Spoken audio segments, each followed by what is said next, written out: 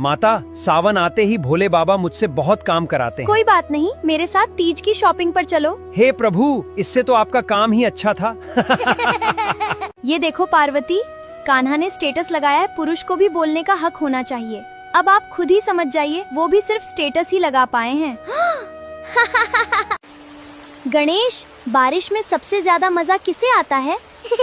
जिसके हाथ में गरम गरम पकौड़े हों। जाओ दोनों बनाकर लाओ, मैं भी खाऊंगी। गणेश, मूषक कहाँ है? बारिश में नहा रहा है। अकेला? नहीं, मेंढकों के साथ। नंदी, मनुष्य सुबह क्या करते हैं? प्रभु, सबसे पहले फोन देखते हैं। तो मेरा नाम कब लेते हैं? जब फोन की बैटरी 1% हो और चार्जर न मिले। पापा, हम कैलाश से कहीं और शिफ्ट हो जाते हैं। क्यों? यहाँ जोमेटो डिलीवरी ही नहीं करता। पार्वती, जरा मेरा त्रिशूल देना।